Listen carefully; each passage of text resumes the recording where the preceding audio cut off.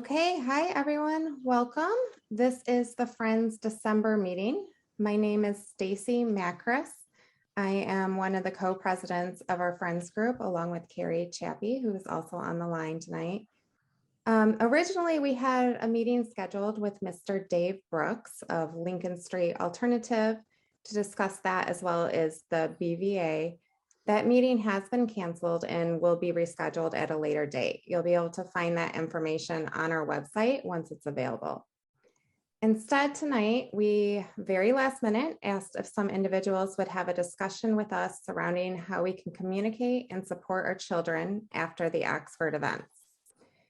Before I get into our topic tonight, I do want to note for those new to Friends who we are.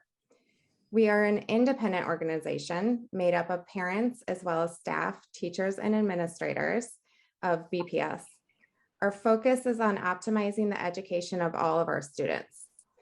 There is a common misconception that we are only parents of students of learning disabilities, and although we certainly are that, our scope is much broader, and we regularly address areas of mental health and much more. We put on a content-specific meeting every month during the school year. The schedule for this can be found on our website, which is, let me go to the next slide, friendsofdifferentlearners.com. We are currently going back and forth between virtual and in-person meetings, but that information will be always on the flyer advertising, which is hopefully coming through everyone's e-news. Meetings that we put on are always free and open to the community. We'd also love your support. To become a member, you can fill out the form on our website. We do request a $10 donation with membership, which we put towards lots of wonderful things like our monthly meetings and grants that we give back to the schools. I want to say thank you to our panelists who agreed on extreme short notice to be here tonight. We appreciate you making the time to be here and recognize that this is a very stressful time for you all as well. Before we move to introductions, I want to note that this meeting is being recorded. Unlike past virtual Friends meetings, everyone today is in listen-only mode. We have typically allowed parents to unmute and ask questions or make comments at the end of our other presentations that are virtual. But due to the large interest in this meeting, as well as the virtual format, we will not be doing that tonight. If you want to ask a question, please put that in the chat. I have two other Friends executive team members who will be helping to manage the chat as well. They are Catherine Lewandowski and Jessica LaRose, and they are past presidents of the Friends group that remain active with us. Depending on the volume of questions and due to time constraints, we are likely to have to lump some questions together, but we'll try to get through as many as possible. Tonight's discussion is about how to communicate and support our children following the Oxford shootings and recent events. This is not a discussion about BPS building security nor about Alice. We recognize that there are probably a lot of questions on these topics and understand the importance. If you want more information about those topics, please let the district know, but tonight's conversation will not be covering those areas. Tonight is about talking to our kids about concerns, fears, how to be alert, when to talk to an adult, and potential warning signs to look for in our own children. Please keep your questions in the chat on topic. We have never had to remove a person before, but we'll give a warning and do that if chat conversations are not appropriate. We have 8 panelists with us tonight, and I want to allow them to introduce themselves so everyone can put a face to the names, and then we will begin the discussion. So I think it's probably going to be easiest if we just go in order of what's on this slide. So Mr. Hurns, if you could say hello and introduce yourself. All right, good evening. My name is Norm Hurns. I'm Groves Counseling Chair. I've been in the district for 19 years and have 1 graduate and 2 students still at Groves. Wonderful. And Mr. C? Hi, my name is Gregorio Cognetto. I'm the wellness counselor wellness and crisis counselor at Groves High School. This is my 5th year in Birmingham Public Schools, You might recognize me from Beverly and Greenfield. That's where I spent my first 4. I'm glad to be with all of you tonight. Mrs. Wilson? Hi, my name is Sherree Wilson. I've been with Birmingham. I think this is my 21st year. I'm the Wellness and Crisis Counselor at Seaholm, and I have a sophomore and senior in high school right now. Mrs. Kelly? Hi there, I'm Katie Kelly, counselor at Derby Middle School. This is my 4th year there, and I've been in the district since 2010. I was previously a Spanish teacher and have loved being able to work with the middle school group, my favorite age group. So thanks. Dr. Smith? Hi, Susan Smith, principal at Groves. This is my 2nd year there, but my 9th year as a principal altogether, and I'm a Groves alum as well. So thank you for having me this evening. Mrs. Hall? Hi, I'm Kyle Hall, and I'm the principal at Seaholm High School, and I've been at Seaholm for 32 years, and just have gone from being a teacher up through to being the principal, and it's just an honor to serve Seaholm and Birmingham, and I'm so happy to be here and help support and answer any questions that you might have. And I am at an event, and there are Christmas carolers behind me, so if you're hearing some music, I apologize. I'm trying to keep it quiet. Mrs. Otterbacher?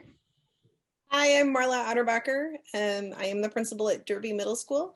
This is my 3rd year in BPS, my 9th year in administration, and I have my own 6th grader as well. Thank you so much for having me here tonight. And Dr. Hakeem?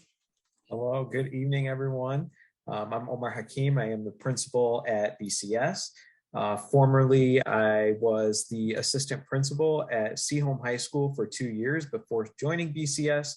And before that, a proud teacher of English for 10 years. And I've grown to love this district and the incredible people and leaders that you see here who really support the work and mission and vision of our district. And so thank you for having us here tonight. Thank you all for being here tonight. Getting lots of questions just about whether You're muted. You're muted. Thank you. Getting lots of questions about whether this recording will be available later, and it will be available on our website probably tomorrow. It usually takes us a day or so to get it together. Okay, so while we're waiting for questions to come through, you guys, again, you can ask them in the chat. We have a few just to get us started. So one of the ones that keeps coming through is, what advice can you give parents who want to address this with their kids for the first time? So probably upper elementary students that parents were in a debate on whether to address or what to say or not say, but they don't know how to get started. What advice can you give? How would you start that conversation? Who do you want to field that to? Maybe I would think maybe Omar. Is that something, since you have the Sure. Younger kids, would that be something you could start with? Sure, absolutely. So I think that first, it's all about knowing your individual children, right? And knowing sort of what they'll be comfortable with and what they're able to handle. I think what's been helpful with upper elementary students, depending on the student, just letting them know that, this is a tough time, that during tough times, sometimes we have big feelings, and those feelings we can talk about, and we can go to a lot of adults and people that you trust to express those feelings to, so that you can start that conversation. I think giving them an opportunity to ask questions and being able to respond to those questions in ways that are developmentally and individually appropriate to that child is the best sort of starting ground. I think also, I think children really respond to, especially at that age, more so what you do than what you say. And so I think maintaining a sense of calm while acknowledging real fears and concerns is something that I think is incredibly helpful as well.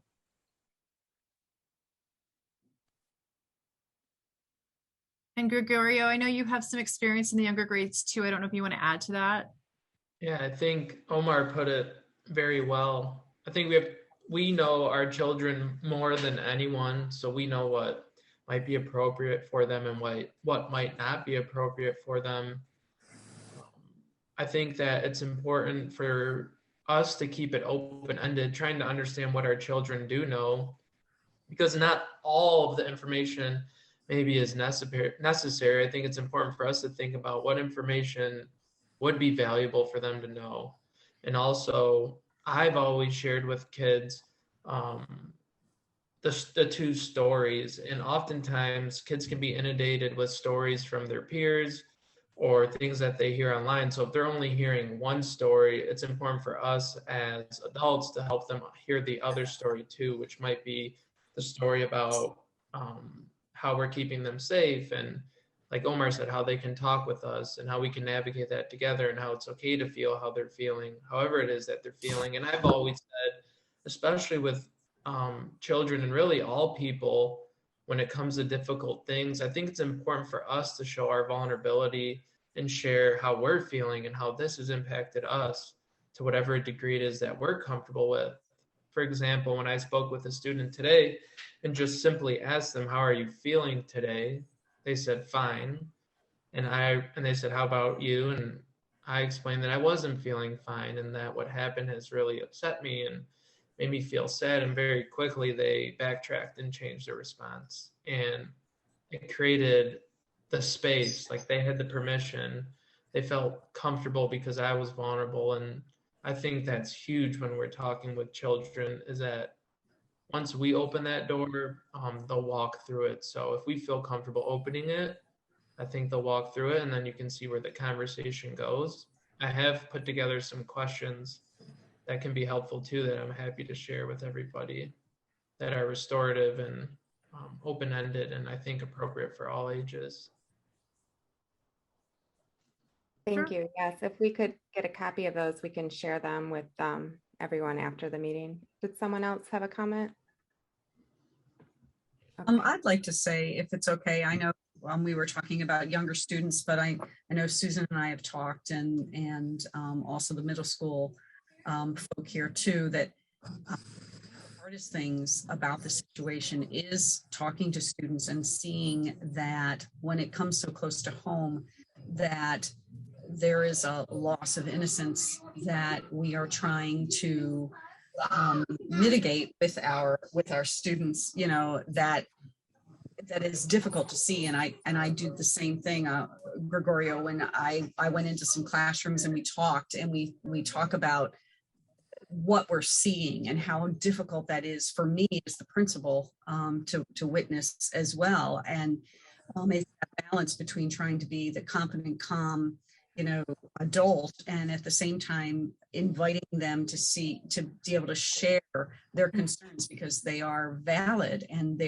this is a world that was not in existence when I was their age. And so I found myself today, you know, working with students and talking to students who were in the high school age, but still there's just such a spectrum of where the kids are coming from that we have to acknowledge. And it was a difficult day, and I want to acknowledge that. I don't want to pretend that everything is fine and we can handle this. It was a difficult day, and the kids need to see us, you know, grappling with that as well.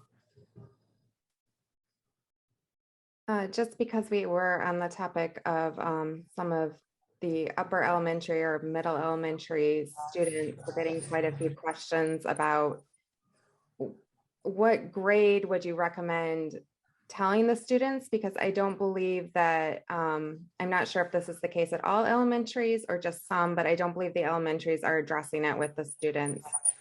So do you have any recommendations or guidance on what grade would be appropriate?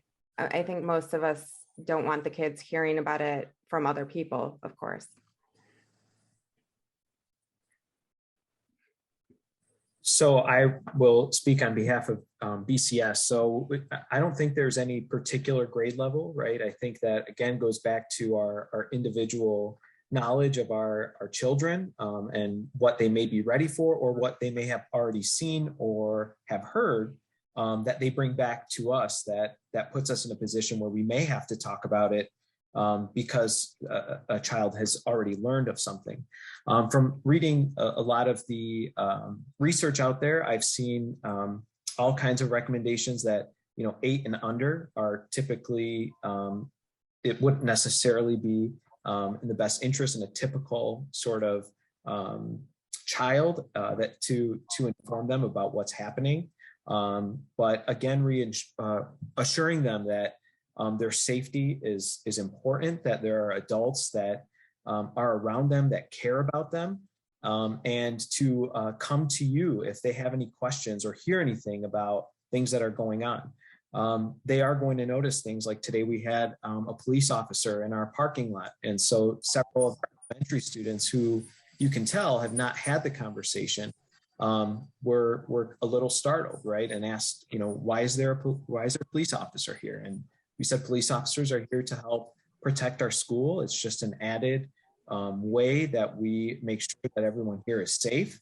And we talked with our police officer about just having more of a natural presence and connection in our schools. That was something that I think we were working towards. And then we had the pandemic, which created situations where we were not able to have as many of our law enforcement officers in our buildings as much. And I think that this event is changing that. Gregorio, I don't know if you think, I always hesitate to put a certain grade or an age on something like this, but I'll defer to you for your recommendations. No, I think you're right. I think children are so individual in ways, but a lot alike in many different ways. But I'm with you. I think it just depends. I've had an opportunity to actually speak with an elementary student and almost a middle school student, and everyone is different. And I think it's important to consider, and from that experience around this, for me, just to put this topic out there on their plate might not be fair to them, because it might be weighing heavy on my mind and my heart, but it might not be weighing heavy on theirs. But I think it's also important for us as parents to understand and know what our kids do know, so that we can inform them and share with them factual information. Like Omar said, remind them of what's true and how we can be there for them. So it really depends on the situation. And it's hard to speak for parents, but generally, I think it'd be important to try to understand what your children know, and depending on what they do know, then we can decide where we take that conversation. I think just creating the space to ask open-ended questions could help us uncover what they know too, like Omar kind of shared as well. Thank you. Jennifer asks, how do parents push through social media influences during this time, especially when there are unfounded rumors that children hear from others? I can start this one off. It was a big day for social media. I'm sure at the high school, but definitely at the middle school as well. We spent the large majority of our day talking with students about social media rumors, dispelling different things, not believing everything that you see, but also walking that line of if you see something that's uncomfortable, please, come down and tell us about it, and that we are taking it seriously and we are taking steps to keep you safe. But at the same time, we can't, we can't, be super afraid of everything that's out there and overreact as well. So it's really hard. I will say that today was the prime example of when social media is not helping us, and it's also not healthy to be on it constantly, especially with our younger kids at the middle school level. So if anything, as a parent, you know, like I said, I'm a parent myself of a child at the middle school level. Please watch and talk to your kids about what they are seeing out there and help them sort through, you know, is this a credible source? What is a credible source? We do need to report things that we see, but you know, do we need to report the same things over and over and over again? And also take a break. It's healthy right now to take a break. We know what has happened, and maybe let's put it down for a little while, because they are just holding on to it and watching it over and over and over again, and that's not healthy either.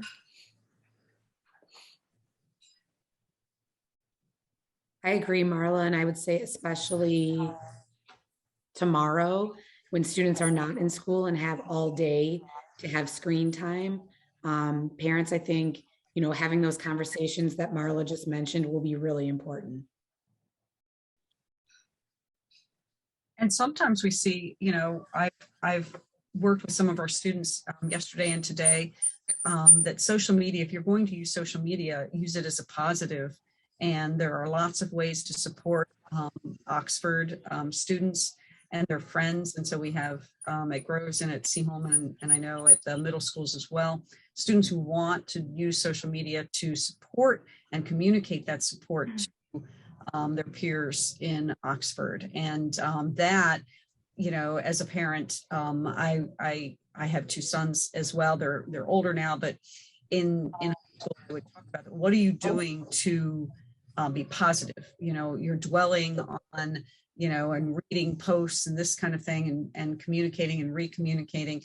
What are you doing that's communicating something positive to the students at Oxford now? And there are ways to use social media as a positive force, and that's what we need to, you know, to be asking for. But again, I agree with everyone in that as a parent, there are times when you need to say, give me your phone and let's sit down and talk, or let's sit down and just do something else, or watch a movie, or do something. But you don't need to be so gripped with social media that you're just spiraling down that hole. And I just want to add that I think it's important to set a good example, you know, to practice what you preach, so that, you know, if you're telling them not to be on social media, but then at the same time, you're all over social media, that's what they're seeing, regardless of the words you're using. And I think as parents, sometimes, you know, there can be a double standard. Well, I don't want you to be on social media, but I'm an adult, so like I can handle it. So to me, it's really important just to always set an good example as well. Another thing I've sort of shared with students and just kind of believe is, if, you know, a cell phone or a device is a tool, right? And any tool, like, we should be using the tool, we should be controlling and operating that tool so that it serves us, right? But once the tool starts to control you, then you realize that there may be a problem and you need to adjust, right? And so today, what I noticed was there was some concern reported to us from some parents and some students who we ask, as of this year, we've asked students not to bring cell phone devices to the classroom, that they are to leave them in their locker throughout the day, because we were finding that they were so much distraction. And students were not truly present in class because the tool was controlling them. And they were so absorbed in their phones and their devices that it was taking away from the learning that was going on in the classroom. And so students need to be taught how to use those devices properly. So today, understanding that there were several local schools that were closed, there were students and parents who I felt wanted to have that sort of extra sense of connection to their children, sending them to school. And so I asked students to, if they were going to have their phone in the next 2 days, that it was not visible during class, that if it's that thing that helps you feel secure, great. And for the most part, most of our students did do that, and they followed that direction.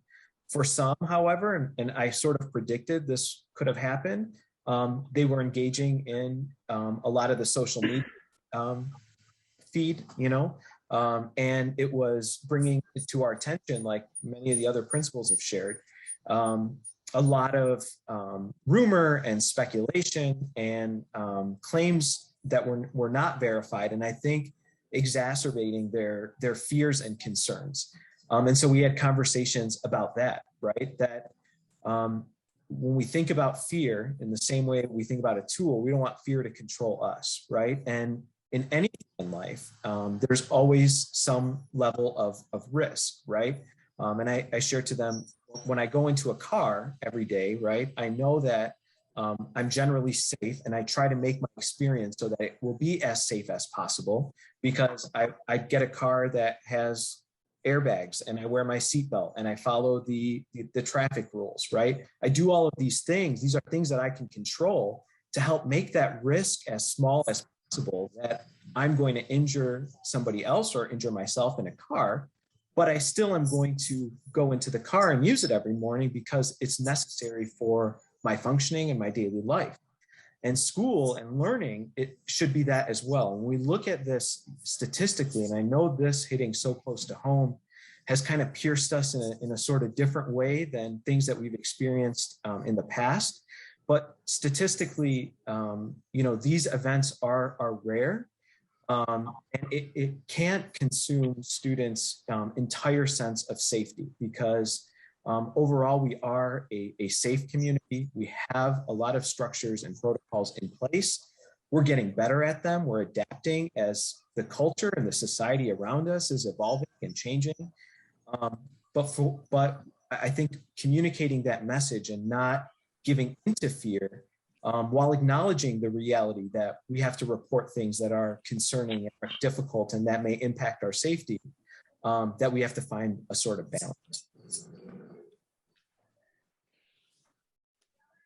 Thank you. Christy asks, is BPS having discussions with students about specifics of when to share with an adult, when to use okay to say? And also, is BPS letting parents know to discuss with children the seriousness of comments perceived as threats?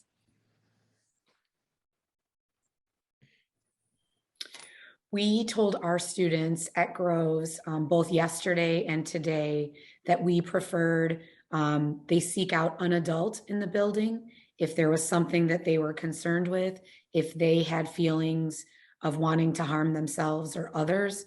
We wanted them to go directly to an adult in the building, and that we would be there to listen. If it was something that was concerning them that they were reporting, we committed to following up on all reports.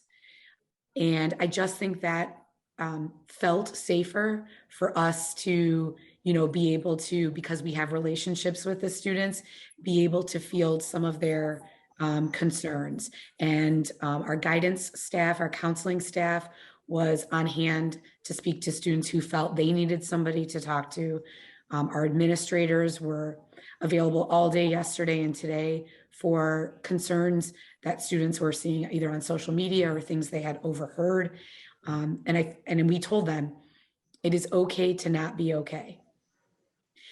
This is a really difficult time for your teachers, our staff, you as students.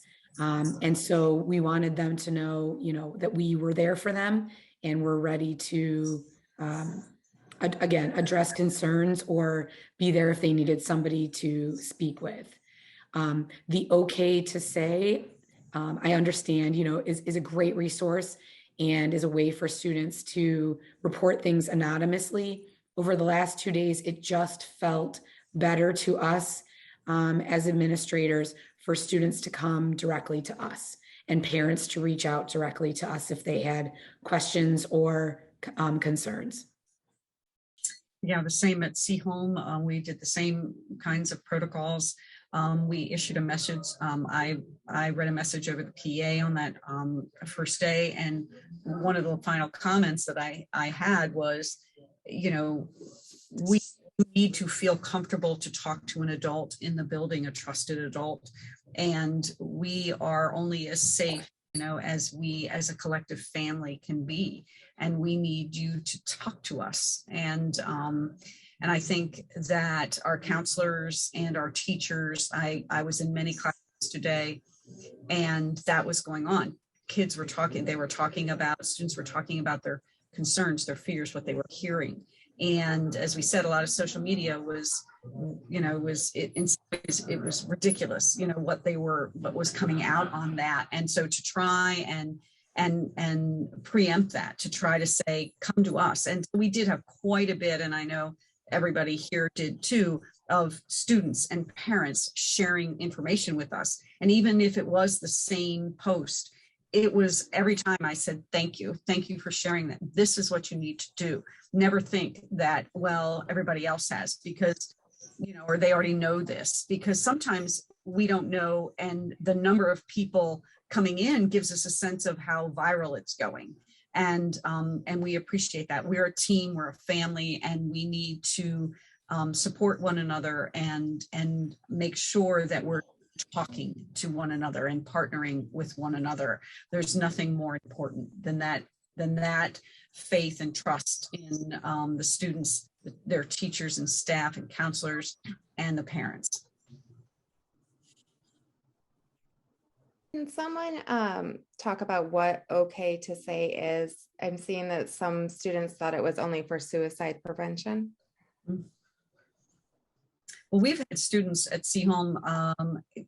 It's okay to say has actually been really helpful. In beyond the suicide, we have gotten tips or information, and it is a source. It's a number. A student or a parent or anyone can call it and say, "I have a concern about something specific," and it's anonymous. And then they will contact us and the police to make sure that the student or person is safe. And we've had that help us in a variety of things, from drug abuse to suicide prevention. And so we would see it used at the high school at Seaholm anyway, prior to COVID more. But since COVID, a lot of this has kind of been unfortunately lost, and we haven't had any kind of outreach from them in a while. But there's a number, it's on each of our websites. We talk to the students about it at the opening student meetings at the high school level. We put it up there. We also have a suicide prevention number that we put on there, the students' IDs at the high school level, so that there's always a way to seek help that is anonymous, because I agree with Susan. I really want them to trust us and have faith in us, but they're afraid. And so there are ways to do that anonymously as well. Okay to say is one of those ways. There's also a website, and it's through the state of Michigan. And I know I live in Troy, and we were noticing a lot of really concerning, well, my son was last night, a really concerning social media. And he went on okay to say and reported it that way. And it kind of asks you, like, is this a school incident? And you have an opportunity to go ahead and describe that, and it goes to the appropriate people. So I do like the idea of students coming to an adult in the building, but I think it's very helpful from home, or it's helpful if it's really something sensitive and they're unsure about doing something in person, or we found there is a website.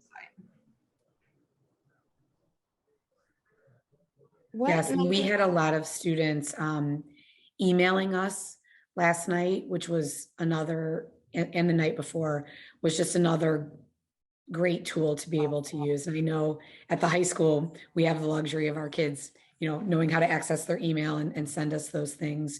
So we're encouraging kids to do that as well. If it's, out of school hours and they wanted to get a message to us, we were responding to our students till, all hours of the night last night. So sorry, Stacey, I interrupted you.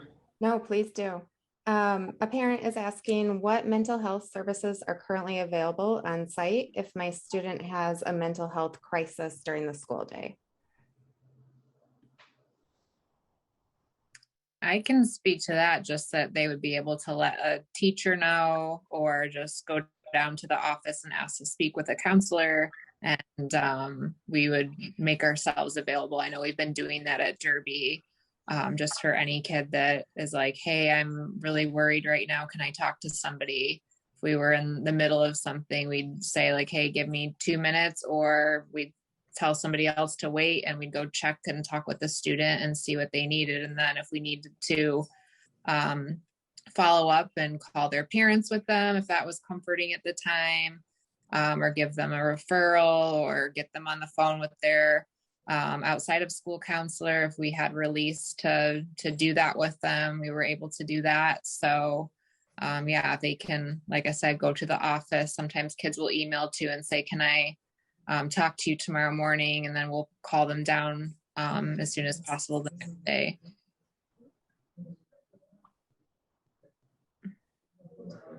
Thank you. We have a parent asking. Can I please share something as well? In addition to what Katie shared, at the high school, I know we both have wellness and crisis counselors. We also have a slew of counselors that students are assigned to, but if for some reason their counselor is not available at the moment, where they're, like I tell kids, I'm here all day, Monday through Friday, and that's literally our job, is to respond to crisis if crisis arises. So I'm very grateful that Birmingham took the time to invest in that, and I'm grateful to be at Groves. And I know I won't speak for Sheree, but I know she is as well, to be at Seaholm. And something that I have found to be really helpful that students have started to utilize are QR codes. We have QR codes in every single classroom, up around the school, in the hallways, near bathrooms and lunchrooms, that students can simply take a picture of and can immediately set up an appointment. I demand that they share how they're feeling, and we figure out a time when we can meet, which is through a follow-up email. But we also just encourage students, and this is another reminder for parents to remind their children that they can come down whenever they need to. Our teachers seem to be more understanding now, more than ever, and their mental health is number one. Even if they feel like that math test or that reading assignment is important, we keep trying to remind our students that they have to take care of themselves first, so that they can be their best selves in the classroom and outside of it. So our doors, in short and simple way to answer that, are always open. That's what we have to provide. Stacey, can I add something? Is it okay if I add something? Yeah, I just want to say that I think in all schools, one thing we talked about as school counselors specifically was this social emotional learning. And that's how we started off our school year, with no class, no academic stuff. We just focused on social emotional learning. And from my perspective, it was one of the days that could have been very traumatic. But what you saw was, I mean, you have 5 counselors that are licensed practitioners. Mr. C is available, our school psychologist, our social worker. Mr. C sent out a nice email to address any angst in staff, to have conversations with students. And that was a little bit later. And what I've heard, and this is from my own kids, other students, teachers were having conversations already surrounding things without even starting to the academic piece. And then as the day went on, to some degree, with less students, conversations were still being had. And I think it was a testimony to coming out of the pandemic, or kind of like still the pandemic to some degree, and doing that social emotional piece and being able to connect with students. So I know that crises happen, but I think that we have been proactive about addressing that and creating an environment where not only the staff, but the students also know that there's an opportunity to access mental health professionals in the building. Thank you. How do I explain to my child that it is safe to go to school when they are expressing anxiety?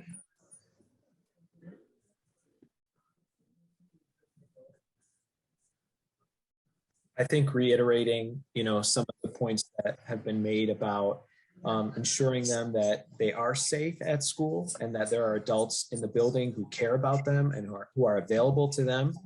Should they find anything in school that makes them feel unsafe or uncomfortable, are just like was mentioned earlier, we have counselors or social workers, school psychologists on staff.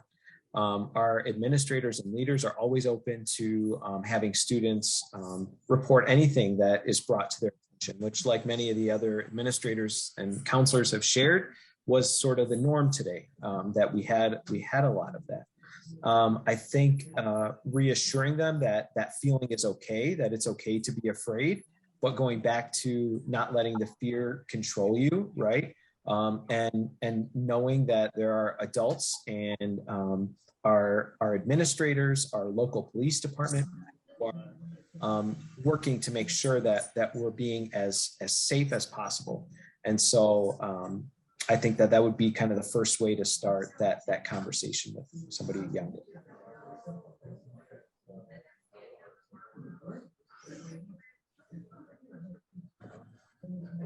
Thank you. What do I say to my child about the current school closings? Well, I think, and I know I talked to some students today who were, and it follows up on the question before. It has to be age appropriate, but one of the more difficult things is watching a world in which you have to talk to students about the reality of the violence that could happen. And we need to do that in a way that is sensitive, but at the same time does confront the realities of life. At the high school level, I know that it's just as difficult in our hearts here, those of us who are sitting here, to have those conversations with our students, but we need to, and we need to be frank with them, and we need to model that. And I know it's hard because our instinct is to protect our students, to protect our children, sure that their lives are not, in their lives, that they're not confronted with this, but in ways, in this strange paradox, we are creating a world in which we're trying to save our children from every bit of pain, every ounce of pain. And at the same time, the world around them is increasingly more violent. And so how do we balance that? How do we say this is the world, but there is risk in everything we do, and we need to move forward. We need to think carefully about our behaviors. We need to assess, we need to be reasonable.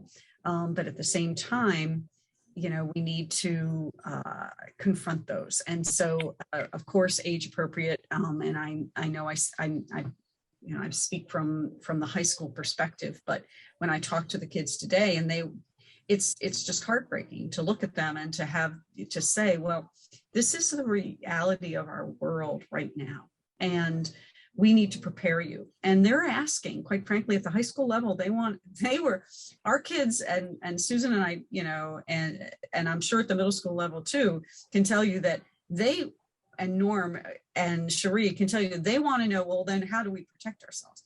And we've heard a lot about what Alice can do in that kind of thing. So our kids are more resilient sometimes than we believe. And so we need to do this in a way that is sensitive, but at the same time, not hiding them or sheltering them so much that they can't handle a world that is out there for them. And I think, like, when something like this happens, there's so many complicated emotions that go with it, that we all need a chance to process those and to be with our families and those that we care about. And I think that's more of what the school closure is about, and it, in emphasizing that it's not about safety. You are safe. It's just that, given the events of the week, it's okay to kind of take a minute and process through some things and be with those you love. And, we all know learning doesn't really take place when we're extremely stressed and fearful and angry anyway, so, I think for me, it's really also about emphasizing it's not about your safety, you're safe to go, but we're also, hey, it's okay to kind of take a time out here. I agree with Shireen. I think it's an opportunity to talk about and to foster empathy to some degree. Like, although what has transpired didn't happen in our community, it can be a conversation, an opportunity to help our children understand how when things happen in our community or in our world or in our country, that can still impact us and make us feel a certain way. I know if something happens across the world, that impacts me. So I might need to take some time to take a step back and to reflect on that and to take care of myself. So I know if I was explaining why I was staying home tomorrow to a child, it'd be to take care of ourselves and to take a moment to breathe. And like Sherree said, kind of take a step back. And again, like Omar was talking about teaching kids how to use their tools. I mean, teaching kids how to take a step back. I know at the high school, being there this year, that seems foreign to some kids, and we've been challenging them like, hey, take a step back. It's okay to take a day off. It's okay to take care of yourself so you can move forward. And that's just a lifelong tool for them to have.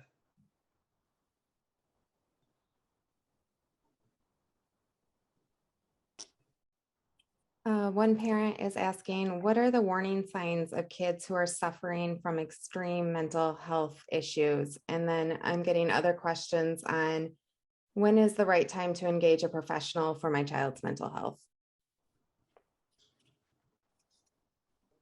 I think a lot of the warning signs you look for are changes, if your child is kind of a person who keeps to themselves all the time, then that's okay. But if there's somebody who's normally not like that and suddenly they are, then maybe that's a clue, changes in sleeping and eating habits. I mean, I think we're all kind of going through something right now. So it's normal that there's going to be some changes in that, but anything that's kind of like a prolonged thing that's happening over time can indicate that there could be something seriously wrong. As far as seeking outside help, part of me for that, I think, and I can't really speak for, I guess, the younger children, but I think at, for like, especially the high school level, just, listening, talking, bringing it up. I think sometimes just, posing the question, is this something that you think would be helpful, and seeing what their answer would be could give you a clue. I don't really think it ever hurts, to have those conversations. I don't think you're planting something in their heads that they were fine until you brought it up. So, for me, it's all that, like looking for changes, asking questions, having conversations. And add that I think like I don't think there's like, I guess I'm thinking of it from a broader perspective.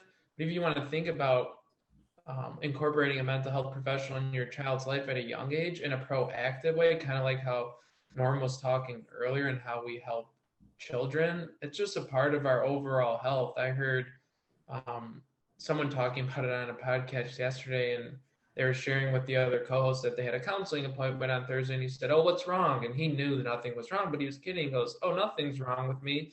I just meet with them every week because I like talking with someone." So I think talking with a mental health professional can help foster emotional intelligence. It can help foster empathy, compassion, self-awareness. Oftentimes it's seen as something we need in response, which it definitely can be. But I think there is also just a tremendous amount of value in having an expert to talk to. So I would see, like Sherree said, if your children would be open to it, and if you can find the right fit and it's available to you, then I say go for it, because it can only help your child grow. Sometimes as a parent, sometimes there might be some angst as well, because sometimes our kids don't talk to us, right? So, and it's very difficult to get any insight on something. You're talking to somebody your same age and doesn't have any experience or insight. I'm talking about their friends. And I know we have family. I mean, you have the uncle, the aunt, grandparent, big brother, big sister. Sometimes there's relationships there that naturally create a conduit for having conversations. is that people are keeping in, emotions and things that are happening. And I guess, the 250 people on this call, it's an opportunity to have a conversation with somebody too. And I think sometimes from a parenting perspective, we bring our own angst into the environment, right? Sometimes, and it might be helpful even for adults to do the same, which might help the environment for students. But I think the opportunity to talk to somebody and express how you feel, maybe get it out uninterrupted and unjudged is valuable. And I think, whether, I agree with an expert or not expert, but somebody you can really express yourself to, and they want to look out for you in case there's some signs of things maybe that aren't positive or leaning in the wrong direction.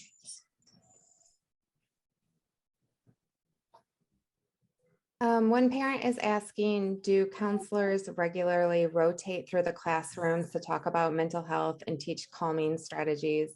And probably on a similar note, we have a lot of questions about bullying and how that is proactively addressed in the schools, and what a student should do if they feel like they are being bullied.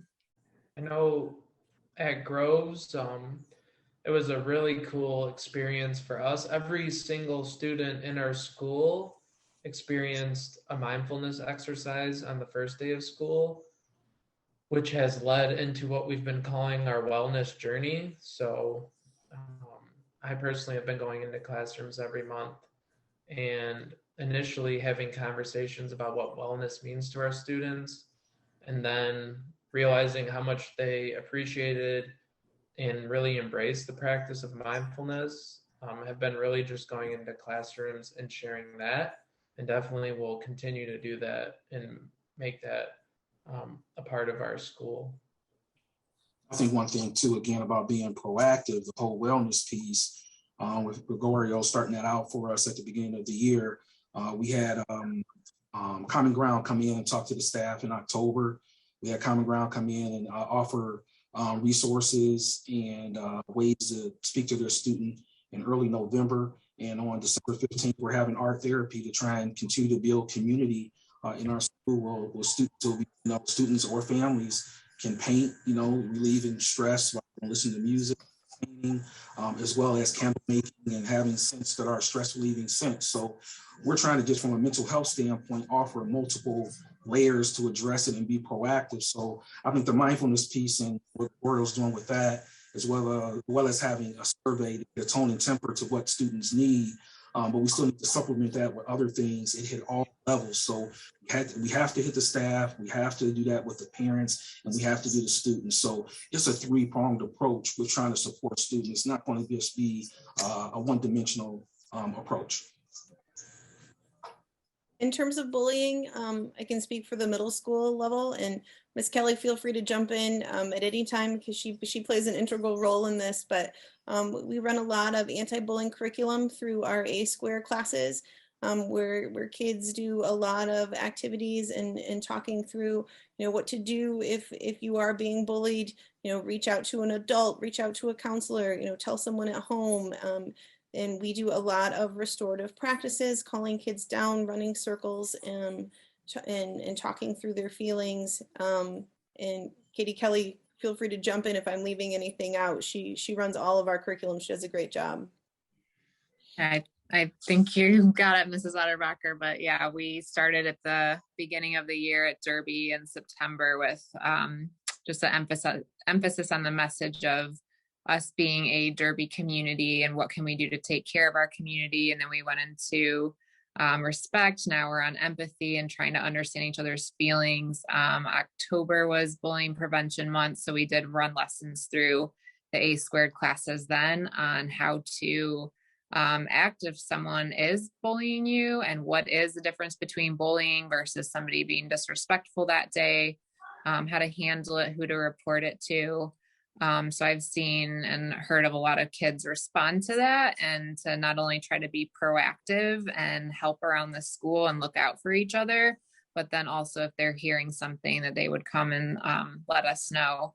And continued throughout the months, we have 1 or 2 days where we talk about having good character, because sometimes kids, if they don't have something that they are reaching for or expected of them. They'll just maybe do something that's inappropriate or easier, or they're bored, so they'll start messing around with things. But if they know what's expected of them, and we're calling these things out in them, and we're also giving them support and strategies and modeling it ourselves, then they're able to better act in those ways.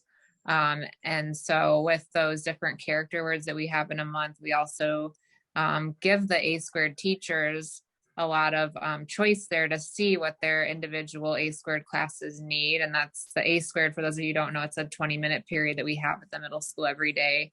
And during that time, if teachers are feeling their kids need some grounding and calming things, they're able to do that with them. If they are just needing some time to play together, or to have some restorative meetings, or to bring a counselor in about a topic, or to even do a simple thing like, hey, let's make sure we know how to keep our lockers clean.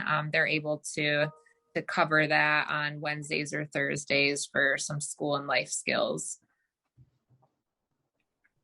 I can add, our counselors also do some lessons in classrooms based on teacher needs and requests. So our counselors have developed lessons like they went into our 5th and 6th grade classrooms to talk about different learners and how to respond to students who have different learning needs, and that we all have different learning needs, and that we're all individuals in classrooms who may need different kinds of things to be able to learn and learn successfully. And so we have other, lessons that our counselors and administrators run. We also host town halls, and I know being at the high schools do assemblies with students before each quarter to talk about expectations. That includes behavioral expectations and specifically bullying. One thing that I have noticed with regard to bullying that I just want students to understand and parents to understand is, I think there's a little bit of confusion sometimes about the word bullying.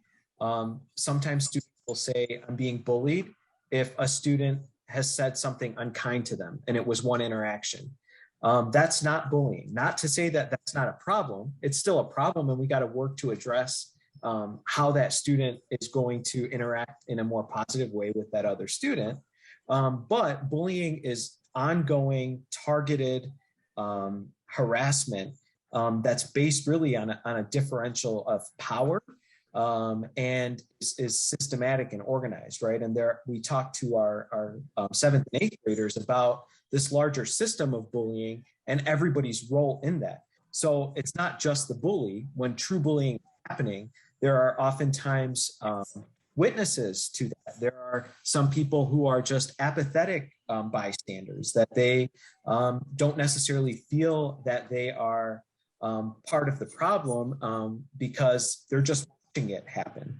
And we talk about what that role means if they're seeing somebody being targeted in that way, where it's bullying in the sense of ongoing, repeated behavior from one student or group to another, in that really targeted way, that students have the skills and that all students understand that that's not to be tolerated. And to laugh at bullying that's happening is contributing to that kind of bullying. And so teaching students explicitly what that looks like, I think is an important part of building those interactions. Now, with regard to unkind interactions that happen between students or interpersonal issues that occur between students as they're growing up in school, those things, while normal, right, require, I think, a different set of skills in terms of response, because you want students to be capable of being able to respond and stand up for themselves when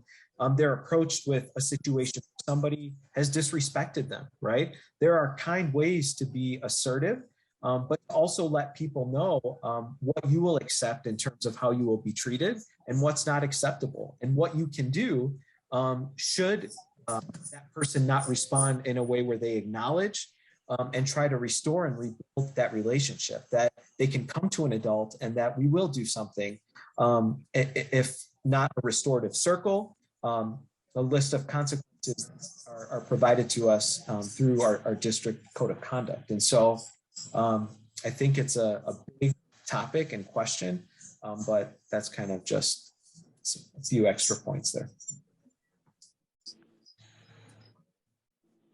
Okay, thank you. We are coming to the end of our time. I'm going to try to knock out a couple more questions. There are so many, but I'm kind of lumping together a few right now. So we have addressed early in our conversation how to talk to upper elementary kids who might be have parents talking about the topic of a school shooting for the very first time. There's a lot of questions about lower elementary, though, coming from parents that don't plan to address, but would like an example of what they can say to their kids about the school closing for younger elementary age kids who do not know what happened. Gregorio, do you want me to leave this to you?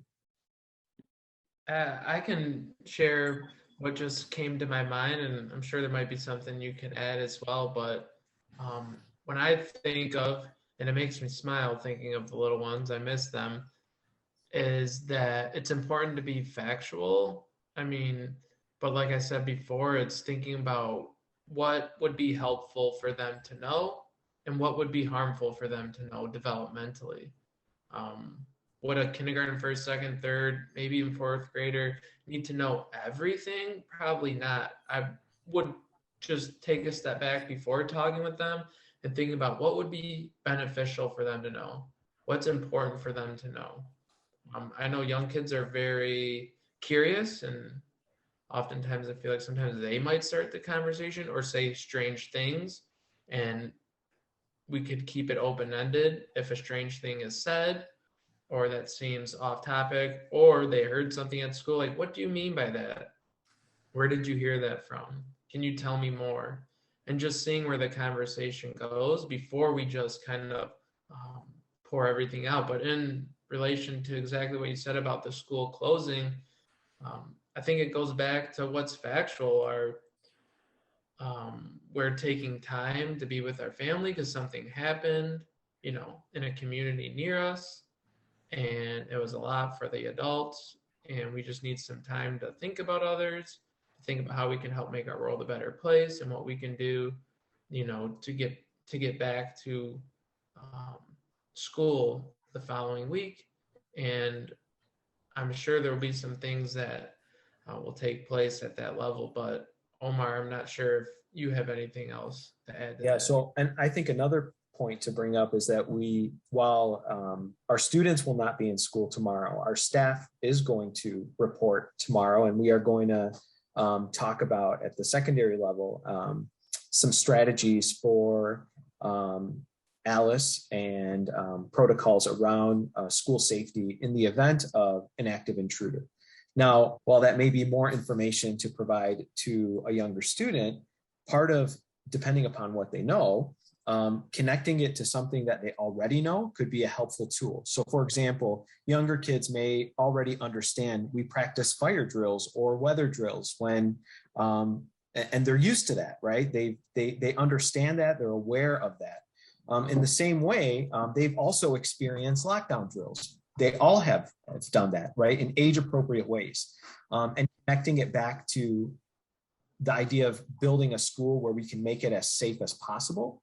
And having teachers come together to do that work, to learn and grow so that we can be better and so that we can do everything that we can as adults to make our school the safe place it can be so that you can learn and that you don't have to worry about being safe in school, so that you know that there are elements in your control that if emergency situation were to happen, we could respond, right? When you get onto an airplane, and they give you your instructions for what you need to do in the case of an emergency, right? That information is knowledge that's going to help us in the event that we have an emergency. Now, fortunately, I would imagine that none of us have been in a serious aircraft accident, right? And so that is an example of how we can share with students that, yes, while we repeat that message and we talk about that safety at the beginning of each flight, we go on to an airplane knowing that it's overwhelmingly safe and that we're getting that information so that we have everything that we can have in the event that something terrible happens, and then we would have to respond.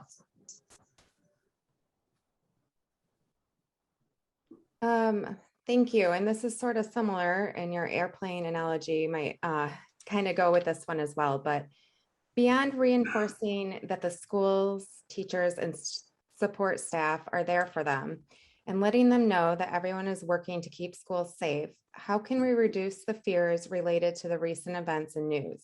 Because now students see the school in a different way. They now fear using a school bathroom, worried about what's around the corner in a hallway, and the comment goes on. Can you address this?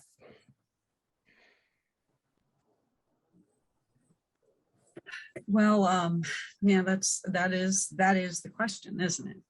Because again, that kind of veil of safety and security has been, because it's so close to home. It's not that they haven't known that that's happened. Parkland, just a few years ago, and the only way to reestablish that sense of safety and trust is to work together as a team at the school to learn better ways to make it safe, and to help our students understand the ways that they can contribute to that safety, and the ways that some behavior, especially with social media, can destroy that sense of safety. It's a part of resilience. This is a part of life, and it is a difficult, painful lesson for all of us, even the adults. And so a mother, as a father, as a principal, as a teacher, a counselor, all we can do is support our students through this really difficult lesson in life, and get better at what we do. And we I think have committed to that. We promised that. There's not a person, a staff member here on our panel that doesn't truly take that to heart. We devote our careers to trying to make our students safe. That is our priority as principals. And in physical safety, the priority of counselors, and emotional safety. And I think you can see that tonight. We don't have all the answers.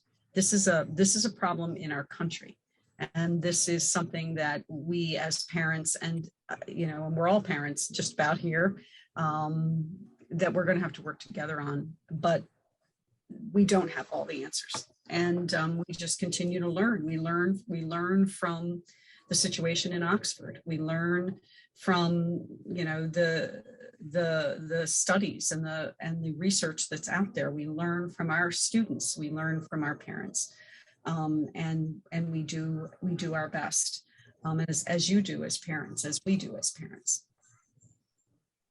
I would say something I've learned from Sherree. I'm gonna tap on you there for your experience. Like students that have all sorts of anxiety about even going to class sometimes, that has nothing to do with just the general physical safety and security. And what I learned working alongside our counselors and our crisis and wellness team is that when students avoid that becomes worse. If students are not going down the hallway because they're afraid and there's no legitimate sort of threat or imminent danger to that individual, then not going down that hallway is only going to increase the fear and the anxiety and the worry. And so helping students, I think, understand that is also an important piece. That if you're engaging in something that, like we said, there's nothing that will be 100% free of risk, right? This is the world we live in. But we have to operate, right, in a school. And then to operate in a school, we have to be able to use facilities like the bathroom or walk down hallways, right?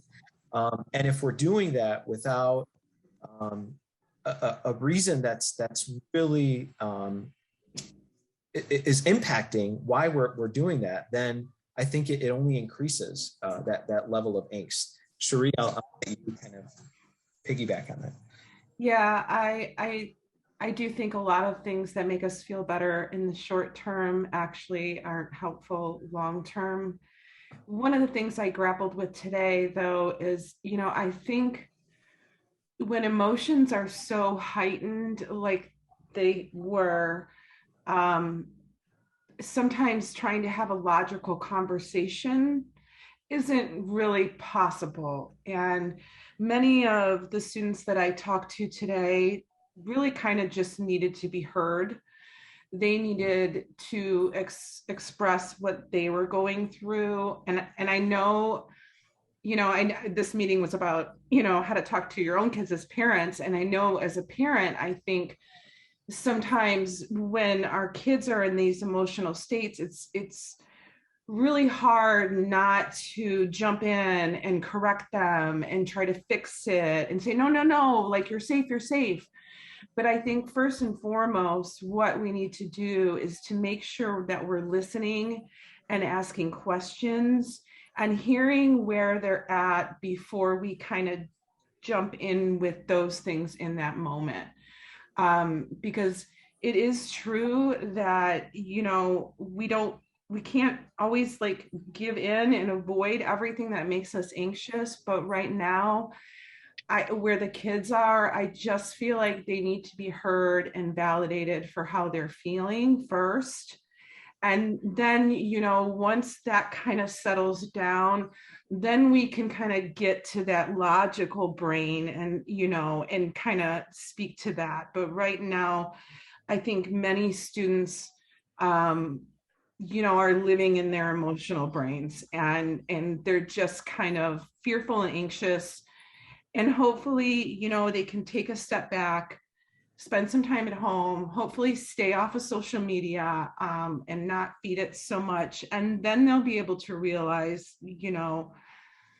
okay, I felt that way, but realistically, I'm safe. And sometimes I'm gonna feel scared, but I know that I have people I can go to, and I know I can work through this. And I know we have things in place, and there's things that I can do.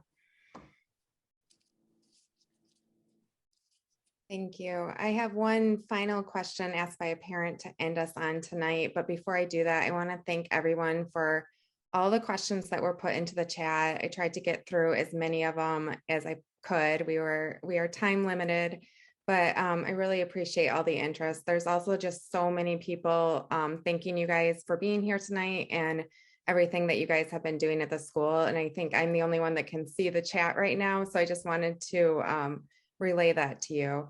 So, and also for the people that came late, this meeting is being recorded. It's going to be up on our website probably at some point tomorrow if you want to watch the beginning part. But the final question here from one of our parents is, how are the principals and staff faring after this week? How are you guys doing? That's so nice for somebody to check in on us. We appreciate that. I think our first focus is always our students and staff, and we kind of tend to put our own feelings and emotions on a back burner. So I just want to thank too the parents that reached out to me before tonight as well and asked what they could do to help. I had quite a few staff members check in on how I was doing. So I think that's the most important part, is that we all just continue to check on each other, because I think as principals, I do not want to speak for my friends on this call, but I think as principals, we just go right into get a plan mode and what do we need to do and implement that plan, and that we kind of forget to think about ourselves in that and process our own feelings. So I just appreciate, again, that people, and we've all reached out to each other on this call, which is nice as well, that we have great colleagues who are checking in on us. So thank you again for those of you who have checked on us. We appreciate it. And especially our counseling staff who they live this all day, every day, and bear the brunt of a lot of emotional trauma that students want to speak about or families want to speak about. So I just appreciate their work. Our counseling staff in our schools are amazing. Agree completely. That is exactly right. My counselors have checked in on me today. Sherree and I have talked a couple times. It was a difficult day. for all of us. And it is in part because we just care so much. And our focus is on our students. And sometimes, you know, we do neglect ourselves. The staff was here today. They care and want to be there for their students. And they're an amazing group of people. And as well as the team here, from the counselors to the principals here, we are a team. All of us, you know, care about Birmingham. We care about our schools. We care about our families, and we're proud and honored to serve. But it was a difficult. Well, we really appreciate you guys being here tonight and accepting this very last minute invitation. As I said, I did not get to nearly all the questions, but hopefully everyone was able to get some information to help them get started tonight. We just want to thank you again and thank everybody else who joined us on this Thursday evening. We're going to conclude the meeting. You can find the updated recording will be both posted on our website, which is friendsofdifferentlearners.com, and it will also be on our Facebook page where you can find us at Friends of Different Learners. And there's membership information on our website as well. Thank you so much, everyone. Have a great night. Thanks, Stacey.